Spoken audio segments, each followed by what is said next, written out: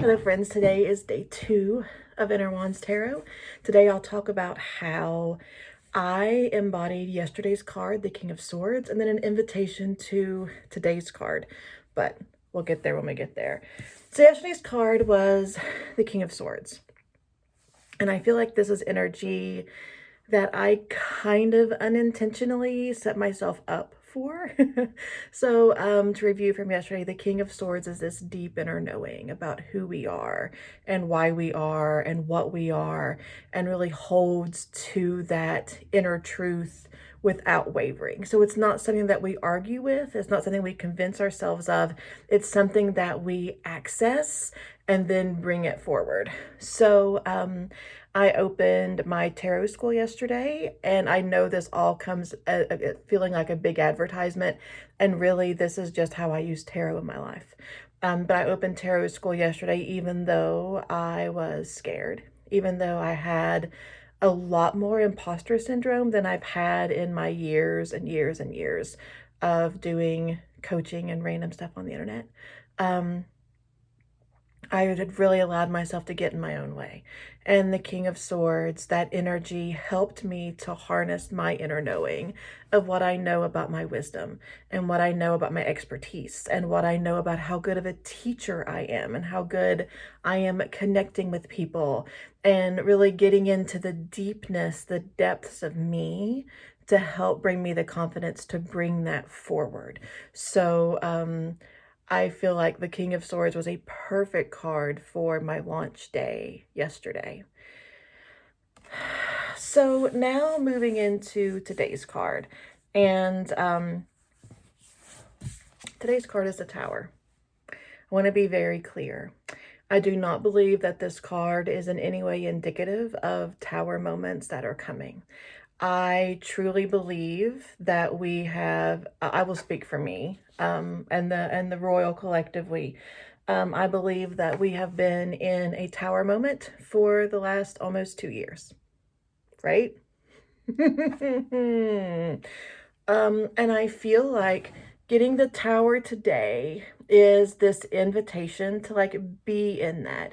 So the tower is when things that are not good for us, but we've been hanging on to them, when they break down and when they fall. The tower is sometimes typically an unexpected collapse, but that doesn't mean that it's not for us. Even though we didn't engineer it, even though we didn't intentionally say now is a time for chaos. This is still chaos that is for our good. This is destruction that is for our good, to enable us to move forward, to look toward our support systems like we do in the star, and then to progress through the rest of the cycle of the majors. However, I feel like we are understandably stuck collectively in this tower moment. I think we try to move forward, but we can't heal from it while we're in it. And I think we are still in this collective tower moment. And by acting like we're not, by moving through life as normal, we're gaslighting ourselves to not feel the feelings of the scaries, to not feel the feelings of the grief, to not feel the feelings of the bigness and the ridiculousness and the loneliness and the confusion.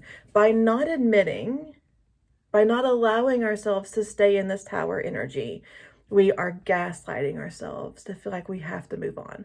And we're being gaslit as well, right? I mean, it's not all just it is not our internal sense of lying to ourselves or questioning ourselves. It's our hope that we're moving through. It's the hope that we're moving on, but we're not at the star yet. And I know, like, I am always like, 2 weeks from now, there'll be an upswing. 2 weeks from now, we'll be in the brighter days. Maybe. But that's not today. And by forcing ourselves to to pull out of the tower and to move into the star, to move into the sun, to move into the moon.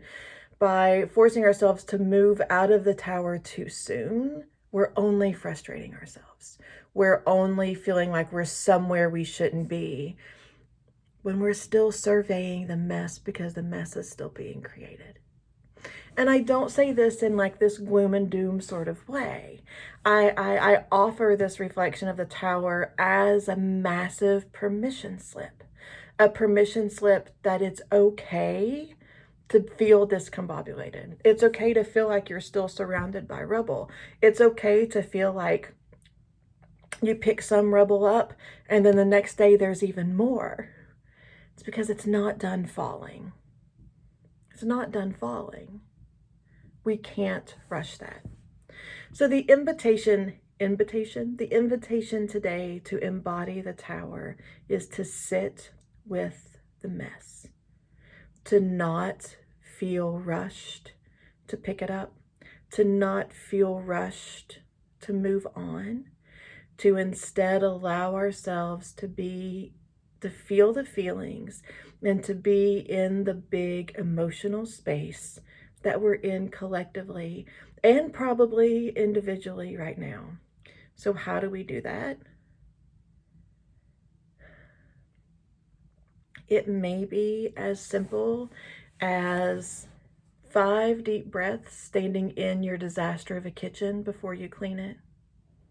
It may be dumping all of your laundry out in your living room floor and walking around it all day before you put it away or before you put it in the washer if it's dirty. Allowing things to be messy, intentionally messy, and knowing that they're not going to kill you. That you can handle emotionally, you can handle messy things, you can handle discomfort. This may be reflected, this may be going back through your journals, if you're a journaler, or going back through any sort of records you've kept for the last 2 years and just looking at your process. That may be as simple as going through your Instagram feed and seeing where you are and where you've been and how that's ebbed and flowed inside this collective tower moment.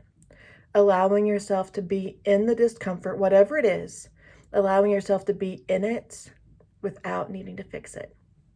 That is the energy of the tower. I hope I made the tower a little helpful instead of heavy today. I hope that I brought the permission that I was hoping to bring, the permission to be in it. I hope I presented that adequately today. So I'll be back in the morning to talk about how I worked with the tower throughout my day today. I invite you to do the same, to let me know how you processed the tower today. I hope all goes well for you today, and I'll see you tomorrow.